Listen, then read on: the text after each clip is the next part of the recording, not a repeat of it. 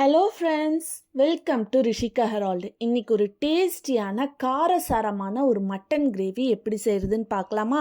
அதுக்கு ஃபஸ்ட்டு ஒரு paste ready பண்ணணும். அந்த பேஸ்ட் ரெடி பண்ண ஒரு பேனில் எண்ணெயை ஊற்றி பொடி பொடியாக வெட்டின வெங்காயத்தையும் ஆட் பண்ணி ஒரு கை நிறைய கருவேப்பிலை, ஒரு ஸ்பூன் கசகசா, அதுக்கப்புறம் ஒரு ஸ்பூன் சோம்பு, ஒரு ஸ்பூன் ஜீரகம், ஒரு ஸ்பூன் மிளகு, ஒரு 4 பூண்டு, ஒரு 2 துண்டு இஞ்சி, ஒரு பட்டை, ஒரு ஏலக்காய், ஒரு 4-5 கிராம்பு இதெல்லாம் போட்டு நல்லா வதக்கிக்கணும்.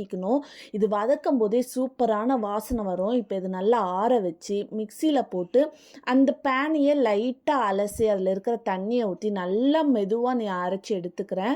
இப்போ ஒரு குக்கரில் எண்ணெயை ஊற்றிட்டு அதில் பொடி பொடியாக வெட்டின வெங்காயத்தை ஆட் பண்ணி நல்லா கண்ணாடி பதம் வந்ததுக்கப்புறம் அதில் ஒரு தக்காளியும் கட் பண்ணி போட்டு வதங்குறதுக்கு தேவையான அளவு உப்பு போட்டு நல்லா வதங்கினதுக்கப்புறம் இப்போ இதில் மஞ்சத்தூள், ஒரு ஸ்பூன் மிளகாத்தூள், ஒரு 3 ஸ்பூன் மட்டன் குழம்பு மசாலா ஆட் பண்ணிவிட்டு ஒரு ஸ்பூன் காஷ்மீரி சில்லி பவுடர், இது ஜஸ்ட் ஒரு கலருக்காக தான். இப்போ அரைச்சி வச்சிருக்கிற பேஸ்ட்டையும் ஆட் பண்ணி ஒரு 5 நிமிஷம் கொதிக்க விடணும். எண்ணெய் நல்லா பிரிஞ்சு வந்ததுக்கப்புறம் நான் 1/2 கிலோ மட்டன் எடுத்து வச்சுருக்கேன். இது நல்லா கழுவி அதில் ஆட் பண்ணி நல்லா மசாலா எல்லா இடத்துலையும் படுற மாதிரி நல்லா மிக்ஸ் பண்ணி விட்டுடணும்.